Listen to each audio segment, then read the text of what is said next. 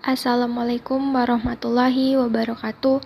Perkenalkan, nama saya Sastania Nurul Islamia Sanusi dengan NIM 210409502012 dari Prodi PG PAUD dari kelas 21C. Pada kesempatan kali ini, saya akan memenuhi tugas dari Pak Muhammad Akil Musi sebagai dosen pengampu mata kuliah Filsafat Pendidikan. Nah, pada kesempatan kali ini saya akan memaparkan materi yang berjudul Proses Hidup sebagai Dasar Filsafat Pendidikan dari buku Filsafat Pendidikan. Filsafat pendidikan mempelajari proses kehidupan dan alternatif proses pendidikan dalam pembentukan watak, di mana kedua proses itu pada hakikatnya adalah satu. Proses pendidikan bersama perkembangan proses kehidupan. Jika kita renungi pendapat R.C. Lodge tersebut, maka secara singkat dapat kita pahami bahwa masalah pendidikan memerlukan jawaban secara ilosois. Bidang filsafat pendidikan adalah juga masalah hidup dan kehidupan manusia. Karena semua pengalaman yang dialami seseorang selama hidup dapat dikatakan sebagai pendidikan. Pengertian pendidikan, sebagaimana yang telah kita bahas, berarti usaha manusia dewasa secara sadar dalam membimbing, melatih, mengajar, dan menanamkan nilai-nilai dan pandangan hidup kepada manusia yang belum dewasa. Tujuannya agar menjadi manusia dewasa, bertanggung jawab, dan mampu berdiri sendiri atau mandiri sesuai dengan sifat, hakikat, dan ciri-ciri kemanusiaannya.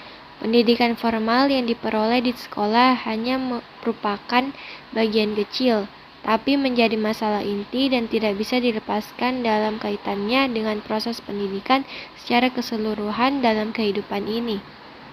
Dengan mengambil pengertian pendidikan secara luas, berarti masalah kependidikan mempunyai ruang lingkup yang luas pula, meliputi seluruh aspek hidup dan kehidupan manusia atas sepanjang pengalaman yang dialami seseorang sejak ia dilahirkan hingga berpisah dengan dunia kehidupan atau mati.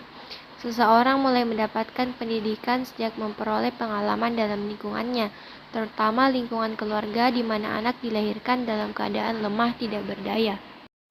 Kelangsungan dalam proses hidupnya sangat bergantung kepada pertolongan orang tuanya atau orang yang menyusui dan mengasuhnya. Anak yang dalam keadaan lemah tidak berdaya tersebut sebenarnya telah menyimpan beberapa potensi pembawaan yang serba memungkinkan untuk ditumbuhkan dan dikembangkan bagi kelangsungan hidup dan pemenuhan kebutuhan hidup manusia. Adapun potensi-potensi yang dibawa sejak lahir yang dibina dan dikembangkan menjadi sikap hidup meliputi hal berikut. Yang pertama, potensi jasmani dan panca indera. Dengan mengembangkan sikap hidup sehat, memelihara gizi makanan, olahraga yang teratur, istirahat yang cukup, lingkungan hidup bersih. Yang kedua, potensi pikir atau rasional. Dengan mengembangkan kecerdasan seperti membaca, belajar ilmu pengetahuan yang sesuai dengan minat, mengembangkan daya pikir kritis dan objektif. Yang ketiga, potensi perasaan dikembangkan. Potensi perasaan dikembangkan. Yang pertama, perasaan yang peka dan halus dalam segi moral dan kemanusiaan atau etika, dengan menghayati tata nilai ketuhanan, keagamaan, kemanusiaan, sosial budaya, dan filsafat. Yang kedua, perasaan estetika dengan mengembangkan minat kesenian dengan berbagai seginya, sastra dan budaya. Keempat, potensi karsa atau kemauan yang keras, dengan mengembangkan sikap rajin belajar atau bekerja, ulet, tabah menghadapi segala tantangan, berjiwa perintis atau pelopor, suka berprakarsa, termasuk hemat dan hidup sederhana. Kelima, potensi cipta, dengan mengembangkan daya kreasi dan imajinasi dari segi konsepsi-konsepsi, pengetahuan maupun seni budaya, yaitu sastra, puisi, lukisan, desain, dan model. Selanjutnya yang keenam, potensi karya. Konsepsi dan imajinasi tidak cukup diciptakan sebagai konsepsi. Semuanya diharapkan dilaksanakan secara operasional. Inilah tindakan, amal, atau karya yang nyata. Misalnya, gagasan yang baik tidak cukup dilontarkan. kita berkewajiban merintis penerapannya. Yang ketujuh, potensi budi nurani, kesadaran ketuhanan dan keagamaan, yakni kesadaran moral yang meningkatkan harkat dan martabat manusia menjadi manusia yang berbudi luhur, atau insan kamil, atau manusia yang takwa menurut konsepsi agama masing-masing.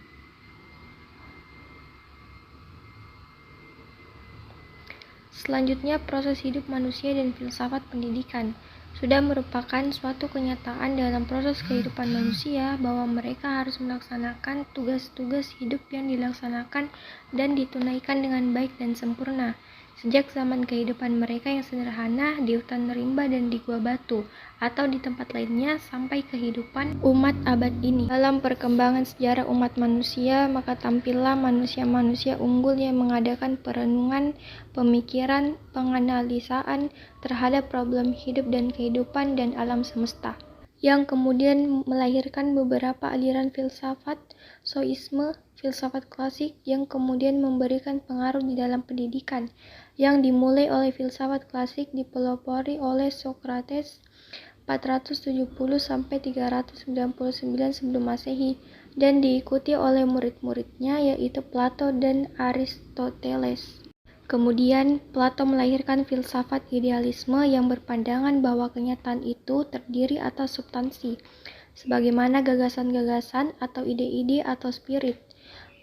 Dalam isi kini tergantung kepada jiwa universal atau Tuhan, yang berarti bahwa alam adalah ekspresi dari jiwa tersebut. Jiwa mempunyai tempat utama dalam susunan alam semesta ini, sehingga dunia yang sebenarnya berbeda dengan apa yang tampak oleh indera manusia.